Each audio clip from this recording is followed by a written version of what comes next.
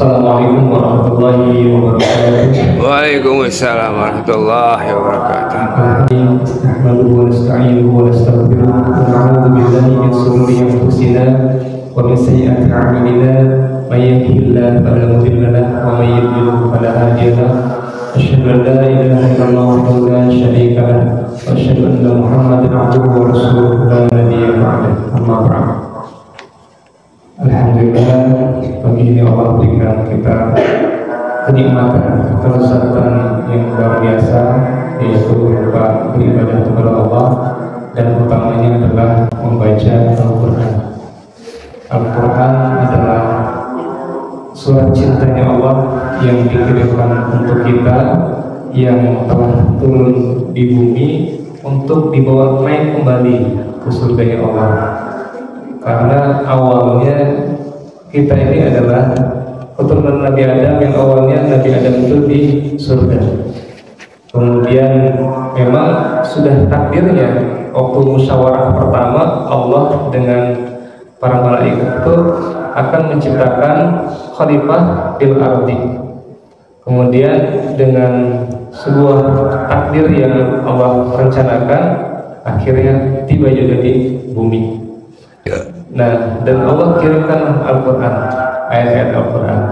Jadi sejatinya Al-Quran itu bukan membuat kita betah berlama-lama di bumi, tetapi agar kita bisa kembali kepada Allah Subhanahu wa Ta'ala. Menariknya, dari surat yang kita baca tadi, yaitu ada surat Al-Waqi'ah. Itu kenapa surat Al-Waqi'ah dikatakan sampai kalau mau kaya atau bahkan mustahil fakir, maka bacalah surat Al-Waqi'ah. Ada apa, sehebat apa gitu dengan membaca Al-Waqi'ah kita bisa seperti itu? Nah, ternyata di dalam surat Al-Waqi'ah itu tidak ditemukan satu lafaz pun tentang al-ghina, kekayaan. Tidak ada, ya, di dalam surat Al-Waqi'ah itu. Nah, tetapi apa isinya? Gitu. Isinya adalah pertama, ya, kalau mau kaya, gitu, maka orientasinya bukan dunia, tetapi orientasinya adalah akhirat. Gitu. Diawali dari apa? Idza waqa'atil waqi'ah. Akhirat itu terjadi jika terjadinya hari kiamat. Nah, jadi ujung dulu tuh. Kalau kita fokusnya pada akhir gitu, maka dunia juga akan ikut. Akhirat itu apa sebenarnya? Akhirat itu adalah cahaya. Ya, akhirat itu cahaya. Dan dunia itu apa? Dunia itu bayangan. Bapak Ibu bisa dibayangkan kalau kita mendekat pada cahaya, berjalan mendekat cahaya, bayangan ikut nggak? Ya. Pasti ikut. Nah, gitu. Jadi dunia tuh pasti ikut kalau kita mengejar cahaya. Dan cahaya apa itu? Cahaya akhirat. Nah, cahaya akhirat itu diawali dari hari kiamat. Idza waqa'atil waqi'ah. Jika telah terjadi hari kiamat. Jadi waqa'ah itu kejadian. Jika telah terjadi kejadian apa? Itu bukan kejadian biasa, kejadian yang luar biasa, ya. Al-waqi'ah laisa liwaqa'atiha kadhibah. Waktunya tidak didustakan, tidak bisa didustakan, tidak bisa dibohongi, pasti terjadi. Istilah itu aksioma. Aksioma itu sesuatu yang pasti terjadi, tidak mungkin mustahil, gitu. Itu pasti terjadi. Itu aksioma. Aksioma itu istilahnya gini, kalau jatuh itu pasti ke bawah, nggak mungkin jatuh itu ke atas, gitu ya. Itu pasti ke bawah. Sama, kiamat itu pasti terjadi, nggak mungkin tidak terjadi, itu pasti terjadi. Laisa liwaqa'atiha kadhibah. Waktunya tidak bisa didustakan, pasti, gitu. Nah, ada dulu ya, ulama ditanya begitu ya, hari kiamat itu kapan? Gitu. Nah, kalau urusan kapan itu bukan urusan kita, ya, bukan urusan kita, itu udah urusan Allah. Tapi terjadinya bagaimana ya? Pasti bakal terjadi. Cuman kapannya itu bukan urusan kita. Makanya ulama ini ketika ditanya yang jelas nanti ada dua kiamat gitu, kiamat kecil dan kiamat besar.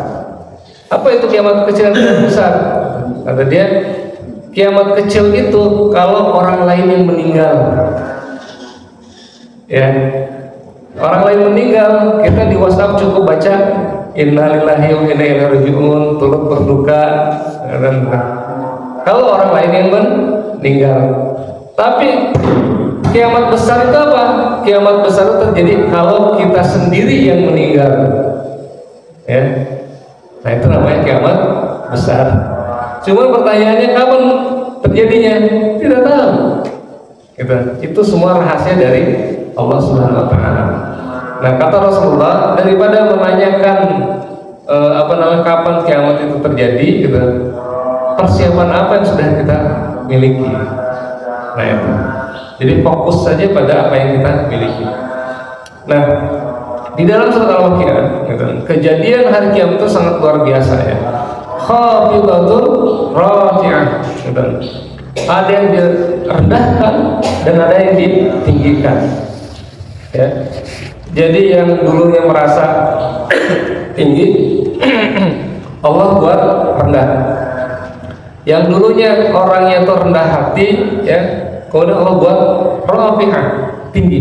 Gitu. Bahkan ada keterangan yang menyebutkan yang dulunya sombong itu jadi kecil, gitu. Dan yang dulunya beriman, bertakwa itu jadi besar. Sebesar apa? Sebesar Nabi Adam. Nabi Adam besarnya seperti apa? Gitu. Ya tinggi sekali, 30 meter. Ya. Jadi 60 hasta. Kalau satu hasta itu 50 cm, ya berarti sekitar 30 meter, gitu ya.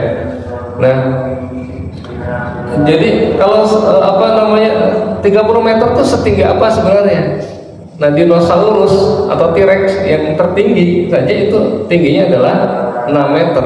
Itu binatang yang raksasa, gitu yang ditakuti zaman dulu. Ternyata 6 meter itu dibanding dengan 30 meter cuma satu lutut. Jadi satu lututnya Nabi Adam. Jadi dinosaurus yang besar itu ya cuma satu lutut. Gajah yang kita anggap besar mungkin tingginya itu sekitar 2 sampai 2,5 meter, gitu. Ya itu juga sepertiga dari T-Rex, gitu.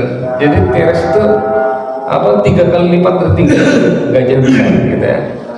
Tetapi ternyata yang dinosaurus yang sebesar itu saja bagi Nabi Adam cuma satu lutut, ya istilahnya kucingnya Nabi Adam, gitu ya. Gitu.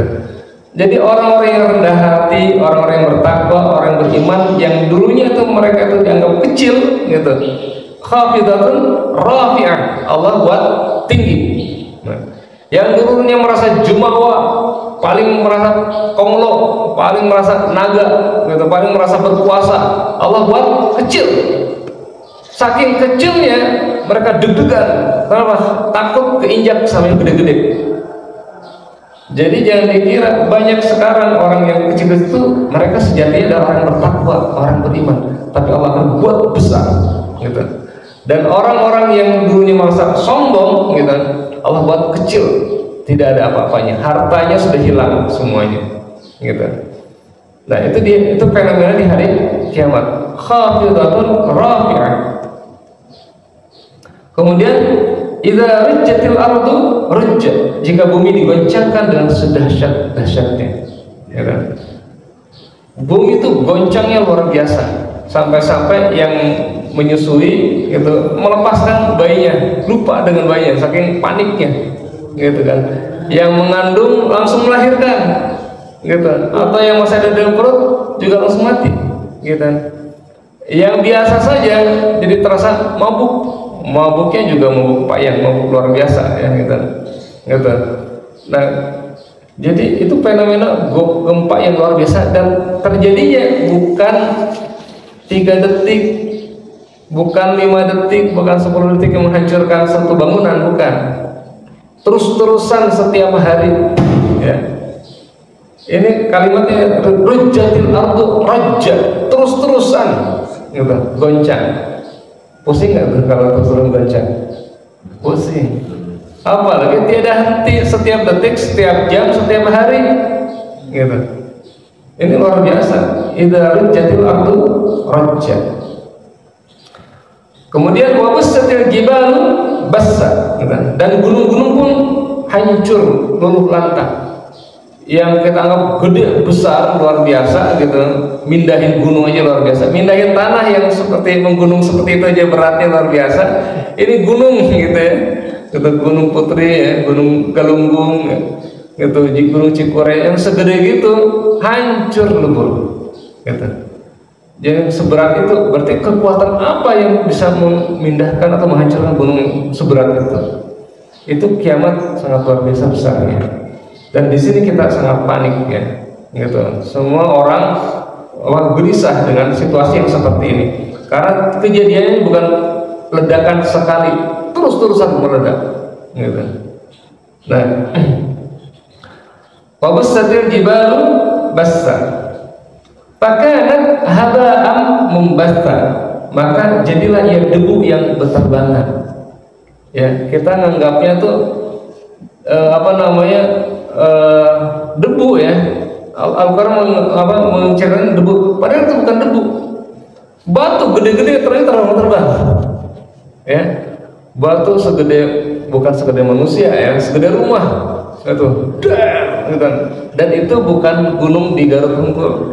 Di mana-mana seluruh dunia berterbangan. Dan kalau dilihat dari jarak jauh, ini memang seperti debu, gitu, debu yang berterbangan. Termasuk bisa jadi diri kita juga terpental, gitu ya, karena goncangannya sangat luar biasa, gitu, terpental. Fakanat haba'an mumbatha. Jadi ini goncangan sangat luar biasa. Nanti setelah itu Allah hentikan, kemudian apa yang terjadi? Nah, bumi diratakan, gitu. Yang tadinya bulat jadi rata, flat, gitu, membentang. Cuman karena membentang, ya bisa dilihat ya, terigu yang kita bulut-bulut jadi bola, gitu. Kemudian kita tipiskan, jadi membentang, memanjang, gitu. Papua itu jadi jauh di mana, gitu ya. Ya, Bandung yang tadinya dekat dengan Garut jadi jauh bisa, gitu. Jadi membentang, gitu, flat. Kenapa dibuat seperti itu? Karena dibuat mahsyar, tempat berkumpulnya manusia dari zaman Nabi Adam sampai akhir zaman. Jumlahnya bukan lagi miliaran, udah mungkin triliunan, ya, saking banyaknya. Gitu. Yang gede-gede dulu, gitu, itu akan ketemu dengan manusia-manusia di akhir zaman yang kecil-kecil seperti kita saat ini, gitu. Nah, tapi fenomenanya tadi khafidatul rafi'ah, ada yang Allah angkat, ada yang Allah jatuhkan. Bukan sekedar tentang derajatnya saja, tetapi secara fisiknya juga mereka ada yang dibesarkan, ada yang dikecilkan. Nah, di sini akan tampak tiga golongan. Wa kuntum azwajan tsalatsa, dan kalian akan dibagi pada tiga kelompok. Bagi Allah sangat mudah ya, di pikiran kita, di hati kita, di amalan kita, semuanya ada jejak database-nya, jejak digitalnya, ada jejak amalan solehnya, semuanya udah ada catatannya. Jadi kita nggak usah khawatir, saya sudah salawat sekian misalnya, kemudian lupa dengan menyetorkannya berapa, itu nggak usah diingat, gitu ya. Saya sudah tilawah sekian, udah lupakan aja amalan soleh kita, mau lupakan aja. Yang kita ingat mah dosa-dosa kita minta untuk Allah ampuni kita, gitu. Kalau kita ada masalah, lupakan saja, gitu kan. Nah, karena apa? Catatannya sudah ada. Dan catatan itu nanti akan membagi manusia dalam tiga kelompok. Wa kuntum azwajan tsalatsa. Kelompok yang pertama, fa ashabul maimanati ma ashabul maimanah. Ada kelompok golongan kanan, gitu. Nah, maka selamatlah golongan kanan. Yang kedua, wa ashabul masy'amati ma ashabul masy'amah, yaitu adalah kelompok yang kiri, gitu. Maka celakalah yang di sebelah kiri. Gitu. Menghadapnya kemana? Menghadapnya ke Masjidil Aqsa. Karena Masjidil Aqsa itu menjadi mahkamah, gitu, mahkamah penghakiman, dan kita semua itu akan dihadapkan ke sana. Makanya kalau ada kejadian di Al-Aqsa di Palestina itu, segeralah mohon kepada Allah agar kita menjadi bagian dari yang mendukung kebebasan Palestina. Gitu. Contohnya apa? Kita mendoakannya, kita bersedekah, memberikan donasinya, kan gitu ya. Nah, itu adalah bagian dari kelompok yang akan membela pada Al-Aqsa, dan dihadapkan kan kita menjadi catatan amal solehnya. Mudah-mudahan kita di sebelah kanan. Tidak hanya dua kelompok kiri dan kanan saja, tetapi juga ada yang kelompok terdepan, wasabiqunas sabiqun, yaitu orang yang terdepan, gitu. Nah, kenapa mereka dikatakan yang terdepan, gitu kan? Karena mereka bukan sekedar paling awal lahirnya, bukan tentang itu, gitu. Tetapi sabiqun itu adalah orang yang bersegera, orang yang berlomba-lomba, orang yang bermusabaqah, berlomba. As-sabiqun sabiqun, udah berlomba-lomba lagi, terus-terusan. Ada amal soleh cepat, ada segala proyek kebaikan itu disegerakan. Ulaikal muqarrabun, mereka itu adalah orang yang didekatkan. Gitu. Orang yang didekatkan kemana? Kepada Allah, dekat juga kepada Rasulullah, dan juga dekat ke dalam surga. Nah, mereka itulah yang akan mendapatkan fi jannatin na'im, akan masuk ke surga dengan penuh kenikmatan. Thullatun minal awwalin wa qalilun minal akhirin. Nah, orang-orang yang punya kualitas sabit gitu, kualitas cepat dalam beramal soleh itu, mereka itu di zaman dulu banyak, akhir zaman ada tapi nggak banyak, gitu.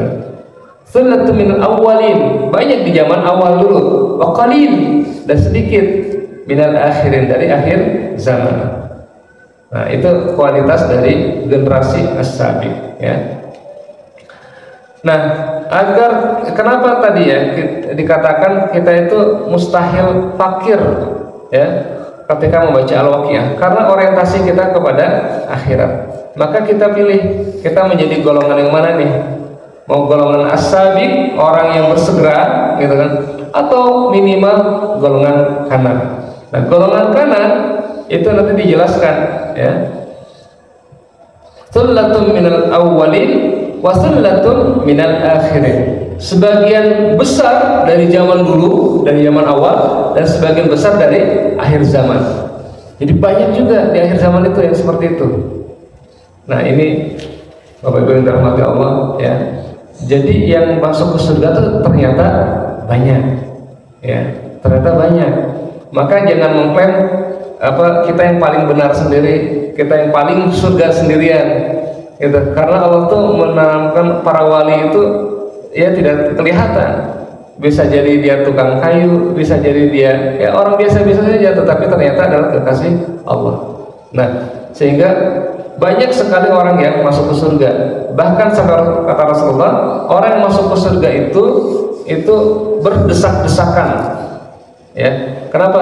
Pintunya itu dari Mekah ke Hajar. Mekah ke Hajar itu sekitar 1250 km dari ujung Kulon sampai ke NTB. Itu satu pintu tuh. Ada 8 pintu, luas sekali, kan? Seluas itu saja berdesak-desakan, gitu ya. Nah, berarti banyak apa sedikit? Banyak, ya. Semoga dari banyak itu diantaranya adalah kita semuanya. Barakallahu fihi wa lakum. Assalamualaikum warahmatullahi wabarakatuh. Waalaikumsalam warahmatullahi wabarakatuh.